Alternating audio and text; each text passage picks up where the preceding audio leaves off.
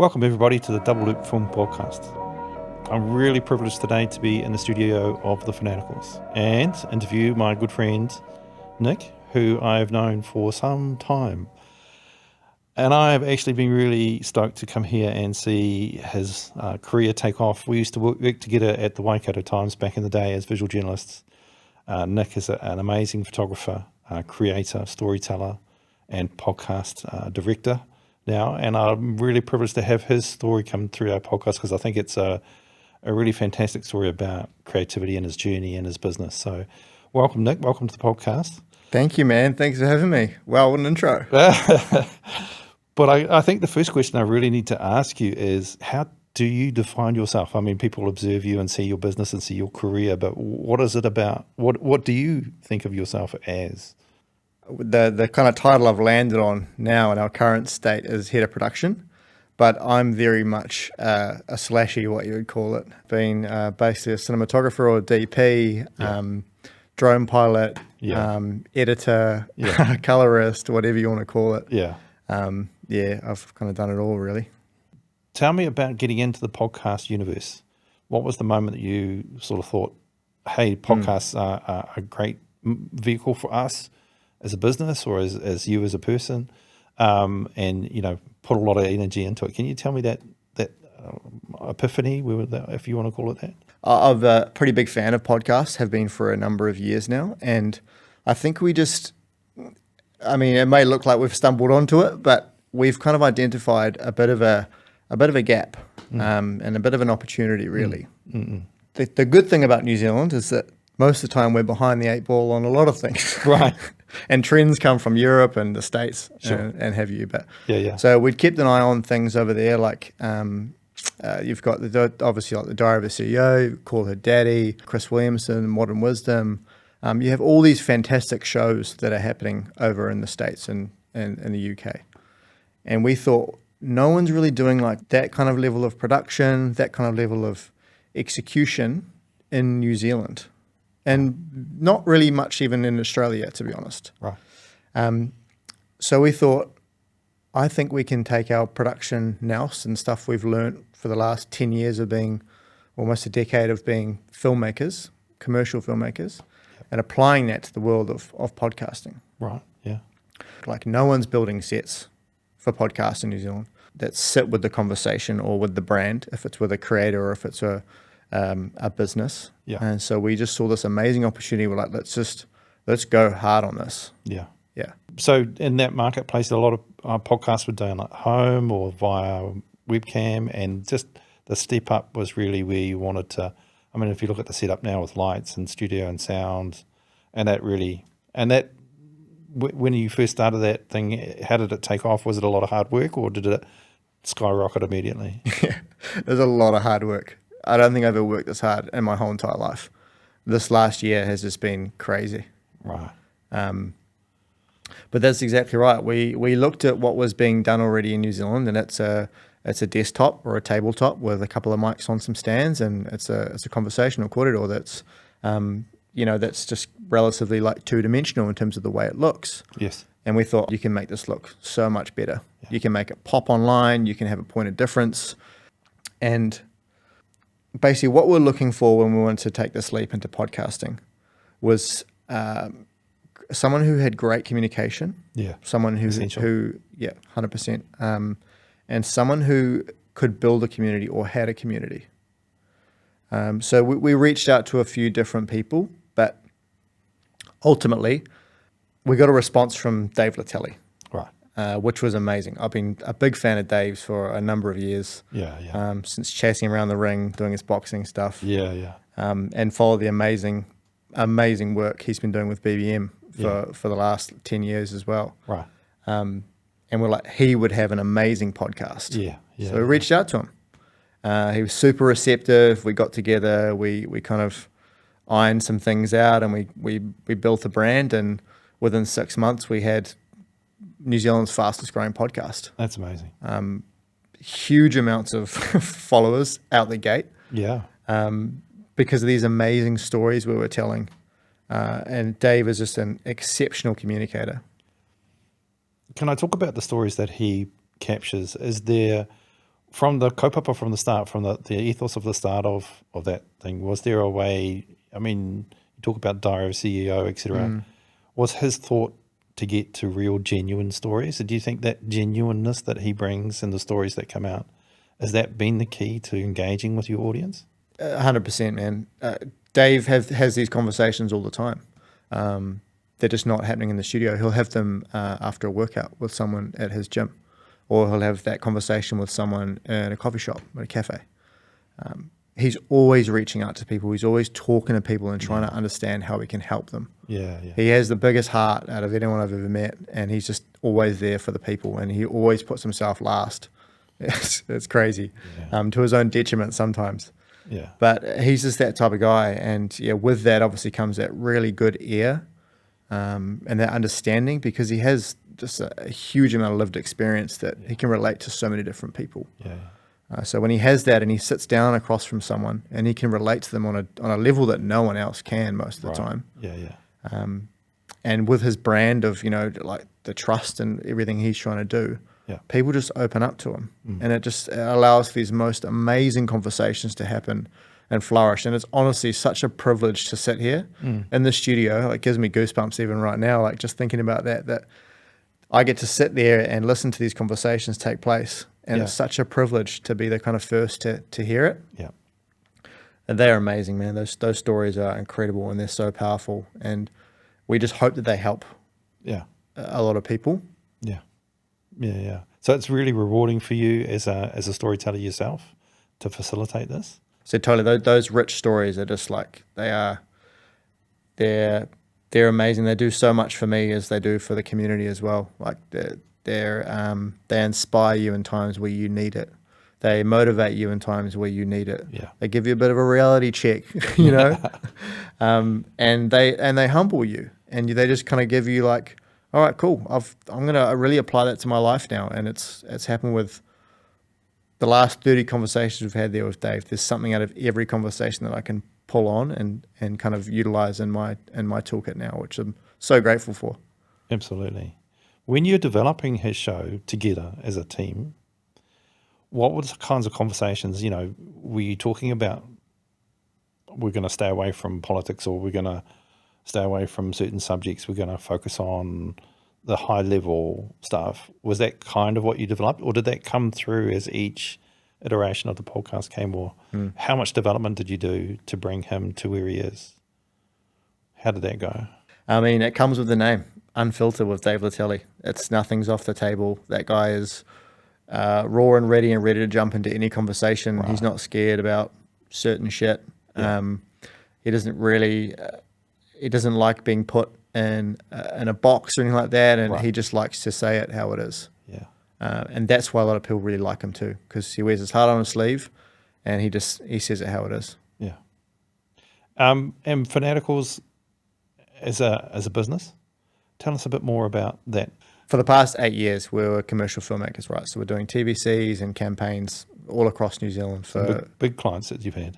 Yeah, I mean, it took us a long time. We built out a really decent stable of clients and a body of work that we're super, super proud of. We're working with New Zealand Celebrities International. We had Ryman Healthcare. We had 1NZ. We're working with Ministry of Education. There was some massive names that we were kind of really stoked to be working with. Absolutely, yeah. Yeah. And so we've done that for the last 8 years, basically. Yeah. And it's only in that 8th year that we started to kind of tinker in the background and start to play around with this kind of concept of creating this kind of podcast space and really kind of engaging with this new world that we're in now. Yeah. Has it been a good change? I mean, there's obviously a bit of a learning curve coming into the space, or was it pretty much all the skills that you brought from the commercial side? How have you gone with that transition? It's a huge learning curve, and it is incredibly tough by any facet. It's an absolute never-ending wormhole of stuff that you can do, levers you can pull, things you can do to kind of to provide a different result or outcome. The best way to learn this stuff is to get knee deep into it, and that's exactly what we've done the last year. And we've just learned so much. Like it's crazy. I think the reason why we've learned so much is the fact that we have just such a huge output here at Fanaticals. Like we're constantly posting daily, multiple times a day across the different brands we work with. In terms of social outputs, and then also our episodic kind of outputs. They're out going weekly and fortnightly and stuff as well. So we've just got this machine right now that's just delivering so much content. Right, yeah. And we're just very critical about how things are being received online. So we're looking at that delivery and that outcome of those days that they've been online and published, and we're going, cool, what was great about it, what wasn't good about it, what do we fix, what do we change, how do we optimize this? So we're just as obsessed with the result as we are about how it looks. Gotcha. Yeah. Tell me about the team that obviously you've built a team. You guys work as a well-oiled machine. Who's on your crew, and what crew do you have to produce this podcast style? It's quite funny when people come into the studio and they see the kind of I guess some of the output and things that we've done. They're often quite surprised by the amount of people that actually work at Fanaticals. Right. They're going, shit, we thought there was like a crew in here. So we have a very small team, but each one of our team members really owns their own lane. Gotcha. They're dedicated and they're specialists in that, from social and clips to social editor to then production, sound, and then producing as well. If I can rewind a little bit, way back when you were a young fella, back in high school days, you went to Hamilton Boys High. Hamilton Boys, yeah. And what was the spark for you to get you into photography at the time? Can you tell us was there a moment that was photography always been part of your life, or tell me about that kind of childhood? Yeah, Hamilton boy, went through Hamilton Boys through that system there, and I was just always a big lover of arts. Right. Whether that was painting, charcoal, sketching, and then later on it came to photography. Gotcha. And I was just immediately obsessed with that medium because it was this beautiful crossover of this manual function of developing film and seeing what that product looks like when it comes out, and also the prior to that is the taking the image, and working through composition and light and all these sorts of things. So it was this really cool process that I was like, damn, this is cool. Yeah. And I remember thinking, I came home from school one day when in my sixth form year, after not being in the photography class for very long, I was like, this is what I want to do. Yeah. This is it. Like, Mum, Dad, this is what I'm going to do. This is the path I want to pursue. For sure.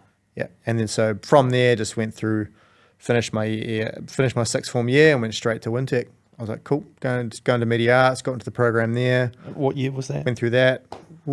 Probably 2008. 2008, I think.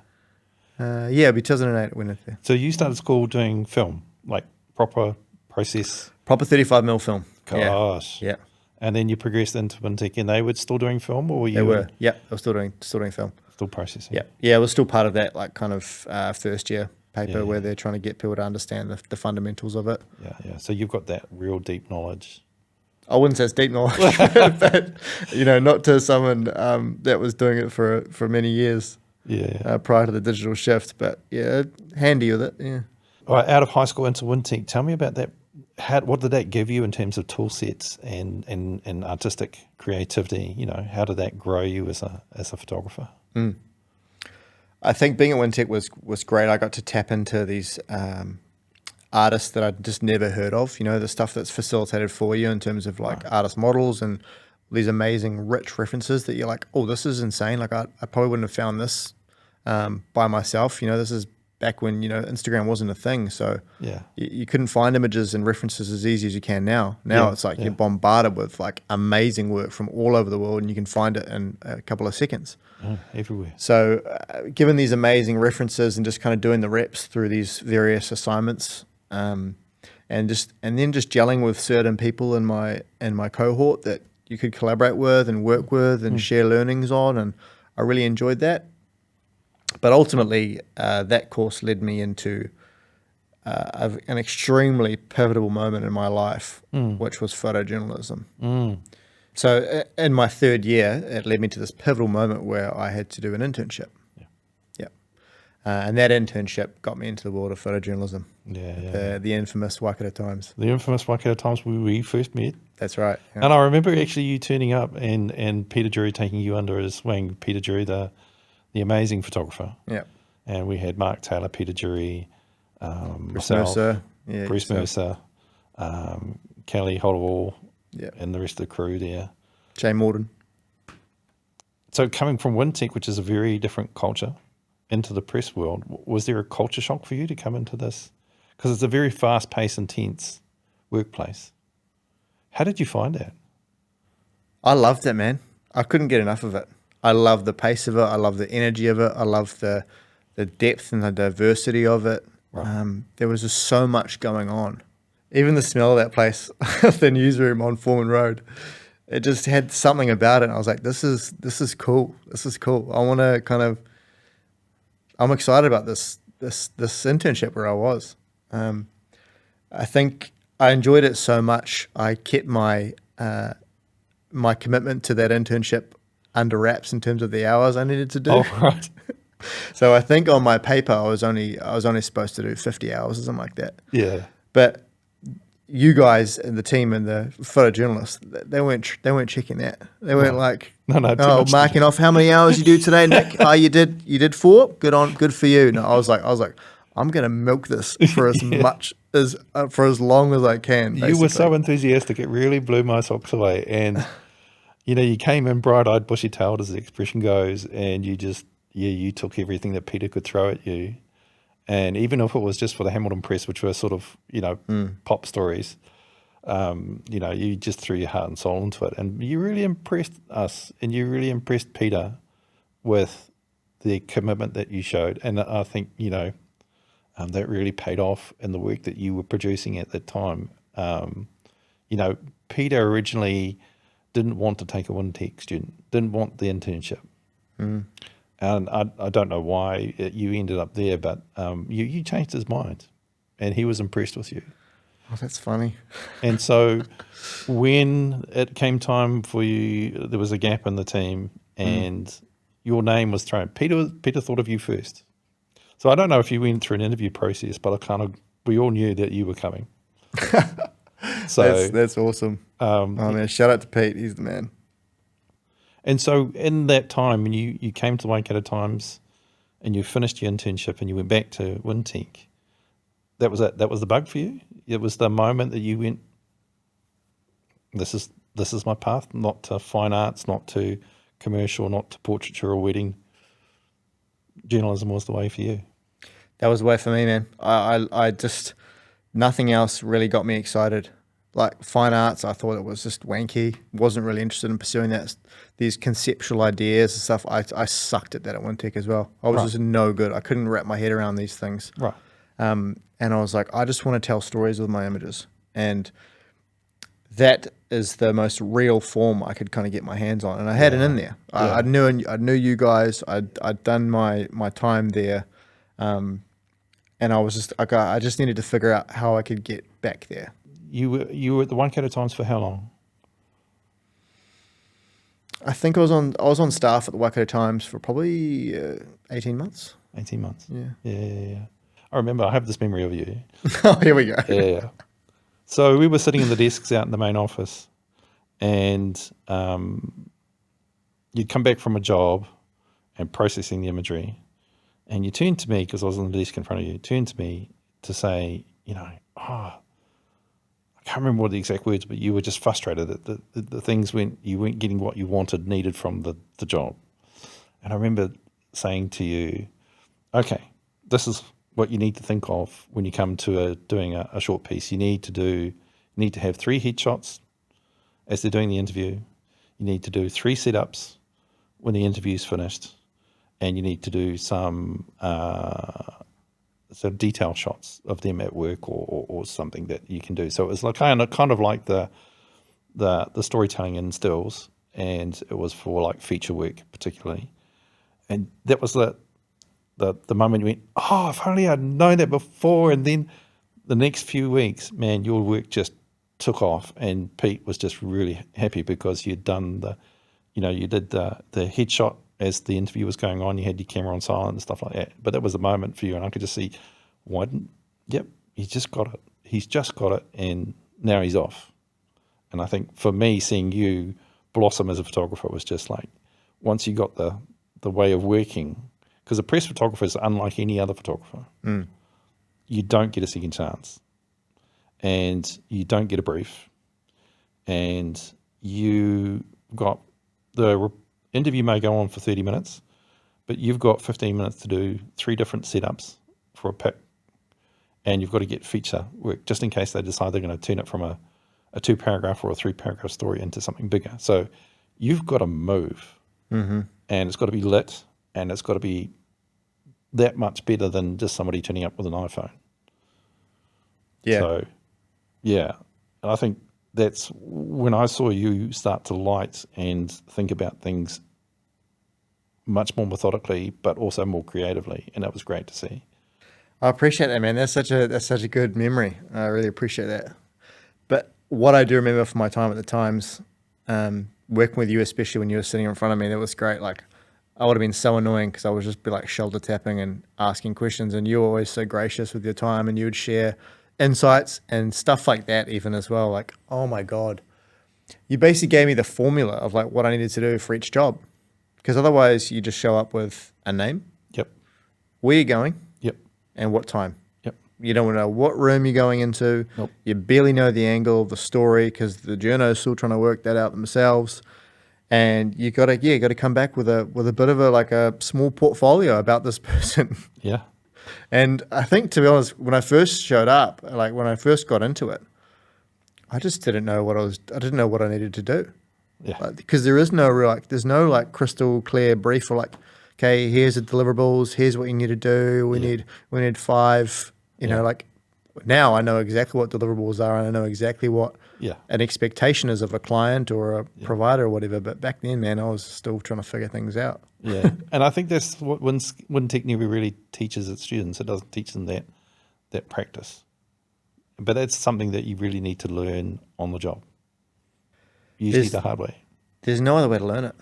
Yeah. You just got to get into it, and you just got to understand what went wrong or what you need to do more of, and what works. Yeah. And just do more of that, and then it's just rinse and repeat. So if I didn't have a team like you guys to kind of to check me like that and just give me some little insights here and there and know what to feed me, because you guys all went through that same stuff too. And you could just probably see it all over my face when I'm panicking and I'm frustrated. It's like, no, just relax, just do this, and then do this, and then just keep doing it. Well, keep doing it. And your skill set became really solid. And I wanted to ask you, and I still don't know, is after 18 months, what happened when you went to Auckland, to the Hearld? How did you get to the Hearld? That's a great question. Because that's another hard paper to get into. I mean, these are not jobs you just turn up and say, hey, I can take a picture. You've got to have your shit together. I don't think I really realized that until later on down the track. Right. Like how my journey had kind of unfolded. It was just kind of like blind naivety and just backing myself the whole time. Gotcha. Like, you just don't know what you don't know, right? And all I knew was to work bloody hard, do my job well, and impress the right people, and be a bloody good sort while you're doing it. And I've just kind of carried that upon myself, and it's just kind of, got me to where I am today, in a sense. The transition from Fairfax into NZME and the Hearld came about when I knew that there was an opportunity coming. Right. And that team. I knew that something was so there was Fipsy, something became available. Fipsy was there, Dean Purcell, Greg Balker. That's right. Jason Oxenham had just started, Michael Craig, and then Doug Shearing in the Hearld on Sunday as well. So the team was quite big, and then Babish as well, who's doing features. Yeah. So Richie Robinson had just left. Right. And I actually found out this when I was at a workshop. I was there at the workshop with you. Right. We were doing a video workshop. That's right. At And we had to do video with a little clear jug of water to make a cup of tea. And we weren't allowed to leave the room. Yeah. But lots of us left the room and got footage that we shouldn't have got. But anyway. You and I went hard on that. Brought in the jug, sound design, added stuff in there. Yeah, that's right. Yeah, that was funny. I think that was a time where cameras started to really evolve. Yes. Yeah, the DSLR, yes. The birth of the Micro Four Thirds cameras were coming out. It was that transition from still to and then having video capability. Yeah, the 1DX Mark IV. Yeah, yeah, and with that capability shift, an expectation shifted with that. Yeah. Okay, you news gatherers, you photojournalists, now you have the ability to shoot video. Yeah. Oh, we want more video on our sites because we can clip an ad on there, and we can generate more revenue from that. Yes. Rather than just putting a picture in a paper. Yeah. So yeah, they were pretty big on us trying to unpack this whole video thing when we were just trying to focus on telling stories with images. But so I found out about that opportunity opening up, and I always kind of just wanted to be working with the biggest paper with the best people and just try and become the best, basically. That was what my motivator was back then. I was just obsessed with that and everything around it, about photography and making images and all that stuff. I think what really got me into the Hearld too was kind of performing quite well at the Waikato Times. Getting some strong images, building a strong body of work, and getting into that kind of award space with the Canon Media Awards, which were like our kind of big industry awards, right? So if you get in there, then you can build a bit of a name for yourself and a reputation. So I think having a few of those finalist spots under my belt at such a young age and early in my career really kind of got the Hearld's attention as well. Yeah. And like I said, it's just kind of this blind naivety. I was just kind of in the room with the right people, and I shot my shot really with Fibsy when I was talking there, and just kind of pestered them away. And then eventually I got a shot to move up there and be part of the team in Auckland and work under the Royal New Zealand Herald masthead, as they put it. And Fipsy and all that crew were quite characters. I mean, I remember going to several media awards, and they were quite the handful team. Yeah, no, they're crack up. They're unreal. I still keep in contact with some of those guys, and they're awesome. Yeah, they're a good bunch. I again just learned so much from them. What kind of experiences that you had? I mean, the press photographer, the visual journalist. You do a whole run. Is there any standout stories that is sort of like you remember and go, that was a life-changing moment? A protest or a really hard news story, or meeting somebody that's really famous. Is there some memories that you have that you can share? There's heaps of stories. From working with stuff and Waikato Times to then working with the Hearld, I just got countless stories with people and stories and journalists and photographers and all that stuff. It was a great time. One of my first images, I think, that comes to mind was this ride-along we did with some of the police, because the police were the highway patrol guys were just down the road in Foreman Road in Hamilton. Yeah, that's right. At the old Waikato Times building. Yep. And we quite often do these ride-alongs when they were doing their kind of campaigns on speeding and stuff, right? Yeah, boost bus. Yeah. And they were great. They were great jobs to go into, because you sit in the back of the cop car and you're cruising around with the cop, and you're kind of in their world a little bit, and their guard's a little bit down, because you're like, oh, you're press, it's all good. So you can, you're a little bit cheeky with them. You kind of test it, and you have a bit of fun, and you see that they're just people as well. Yeah, absolutely. Which is great fun. But we're on this ride along, we're cruising around, and he decides to pull someone over. I got out and just kind of shot back so I could get like a kind of wide establishing shot of this cop pulling this guy over. Yeah. So I kind of hung back there and just wanted to get out of their way. I was like, I just don't want to be in this guy's way. Like, I don't want to cause any issues for him, and he's just trying to do his job, right? And this poor person in the car has just been pulled over for don't know what. So I hung back, and the cop went back to his car, and he was subsequently giving this guy a ticket. And I just kind of waited for my moment, and I just watched, and I could see the guy in the rear vision mirror I could kind of see him like looking at me. Yeah. So he'd noticed me, right? And then the cop was walking back to him. I was like, oh, this is going to be a great frame here. I'm going to wait for this cop. He's going to come down. He's going to crouch down next to the driver. Yeah. And I'm going to see the driver in the rear vision mirror. Lovely. And he's going to have this ticket in his hand. And I just kind of waited for that moment. Yeah. And then I remember finding that. And then the guy's looking at me in the driver, and he puts his hand at the window and just pulls the fingers right at me. And I was like, excellent. And I was just like, click, click, click, click, just hold that shutter down. And I remember just looking at it, I was like, that's a sick photo. That's a sick photo. That's I was like, that was a great news photo. And it was just gold. one of those things that these things just, you kind of prep yourself to put yourself in the best position possible for a moment to happen. For sure. And sometimes the moment happens like that. Yeah. But most of the time it doesn't. Yeah. But you just got to position yourself there. And I remember seeing that and I was like, oh, that's epic. And that ended up kind of getting me some acknowledgement as well in some of those awards. Absolutely. And I think that's the skill that a press photographer has above other photographers. Not always, but in general, is that you learn to read the situation.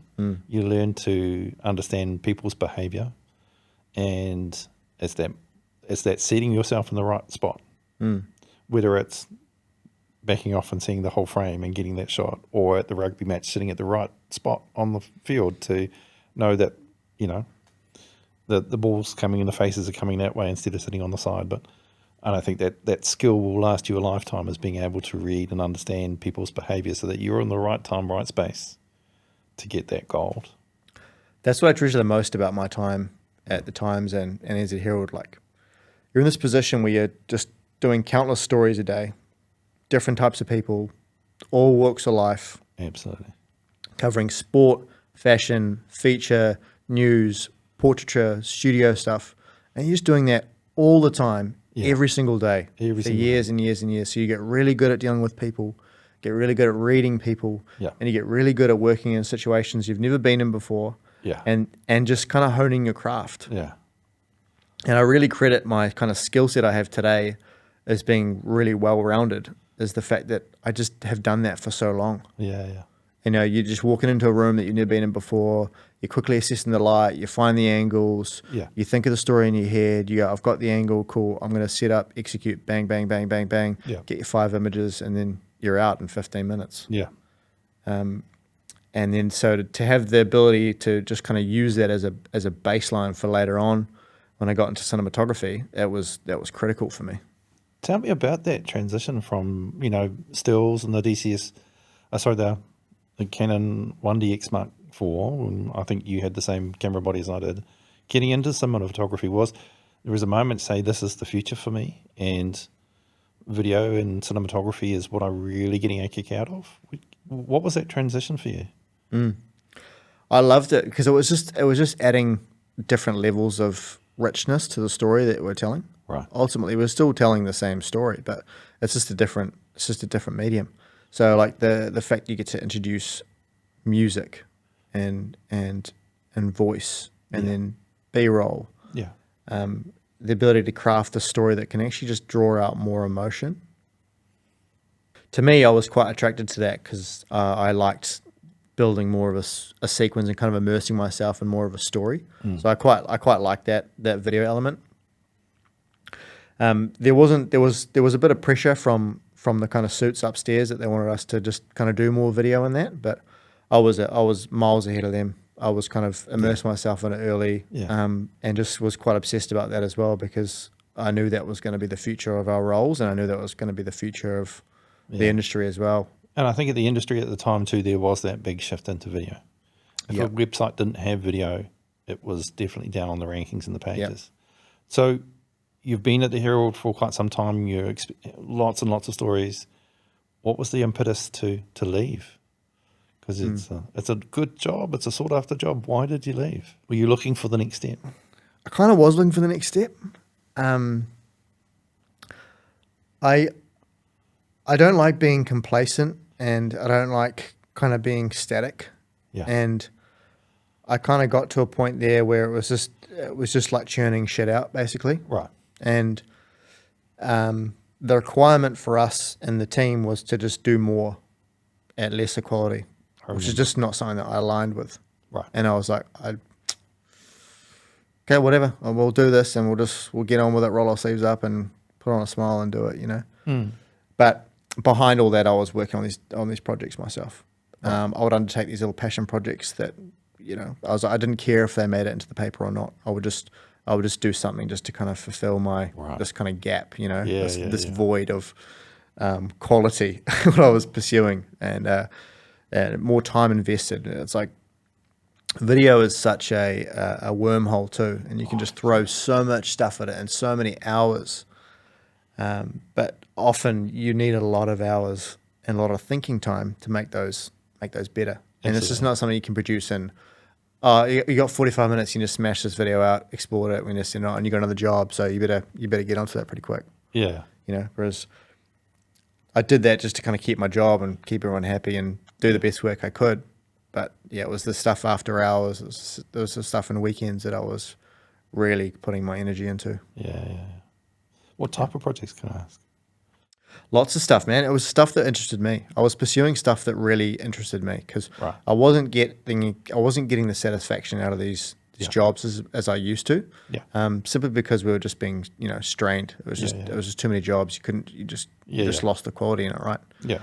So one of my, I guess it was probably more like my swan song really for the Hearld, was working with a good mate of mine now, Ryan Lucas. Right. Telling his story. Yeah. Extreme whitewater kayaker, just a crazy dude, and just a real thirst for life and adrenaline, and it's just madness. Yeah. Like I was immersed in this world for like 6 months, just filming a whole lot of stuff. Yeah. Chasing him down waterfalls and you know, with all sorts of tech at that stage, and I was just I was loving it. I love the adventure. I love the kind of, I don't know what the hell we're going to get. We've got a plan. Let's try and execute it and see what we come back with. But I just loved that kind of that doco world where I was telling these really long form stories. With lots of like beautiful imagery and music and sound design and all that sort of stuff that was just kind of got me pretty excited. Yeah. And your swan song, and you freelance? I finished that project. I loved it. I was like, this is what I want to do. It was backed up by a few other like awards I'd got through that space and video, through the Canon Media Awards and then the Voyager Media Awards. Yes. So I kind of knew I was good at it. I knew I could. There was something in it for me to pursue. Yeah. So I thought, like, I want to do this. Yeah. I'm going to go out. Yeah. I want to start something. And it was at that time that I'd met my business partner. Yeah. The skill sets he offered were perfectly offsetting my weaknesses. Gotcha. So we had this beautiful synergy, and that's when we started doing stuff together. It's still kind of a scary place to go. A steady paycheck, turn up 9 to 5, go home, into business venture. Yep. Did you feel that you were an entrepreneur at that stage? Did you have that? No way. No way. No way. So that's double scary. I mean, it's one thing to be good on the tools and to produce great work, but to run a business is a completely different mind shift. What was that experience like, sort of going from a steady paycheck into the unknown? It was super scary, man, but I didn't really think about it too much. Like I just kind of backed myself and just rolled my sleeves up. I was like, well, if I'm not happy here, why would I stay here? Right. Like I've got the ability to go and leave and do this as an opportunity. Yeah. I had countless people in my corner, you know, telling me like, you're young, and if you're in a position to do that and make that leap, I get it. Not everyone is, but like, take it. Gotcha. Make the leap, do it. Yeah. You can always find another shitty job if it doesn't work out. You know what I mean? So it was just kind of gung ho, and then at that point, it's even more like, okay, I have to be all in this because I'm backing myself now, and that's income, that's lifestyle, whatever, you know. What was your approach? Did you go out and target clients, or did you hang up a shingle and put out some advertising? What, the two of you together, what was your strategic look at getting the business going? So get some work, build a website, email people. Gosh, cold calling. And keep doing it. No cold calling, but the emails for sure. Reaching out. Yeah. building pitch decks and stuff. We're doing that quite early on and just kind of spreading it out to people, saying, hey, this is who we are, this is our capability, we're a award-winning studio. We had some stuff there to support us, and we kind of built our body of work that way. And it's just one foot in front of the other at that point. Yeah. You're just kind of doing a job after job, and it's the same thing. You're like, how can we do it better next time? How can we get a better client? How can we get a bigger budget? How can we shoot on better cameras? How can we tell the story better? How do we make it look better? So that process that you are developing is a very important business process of reflection. And something that I used to learn in the Air Force was we used to have a saying, lessons observed versus lessons learned. And what that talks about is sometimes you will sit after a project and you go, oh, we should have done this better, that better. But the lesson is not really a lesson unless you apply those lessons and change the way you do things. Is that fair enough to say that when you're going through this iteration, different processes, you had something in place that would make you change the way you did stuff? Or was it keep doing the same mistake until something's got to give? Was there a philosophy behind that kind of iteration?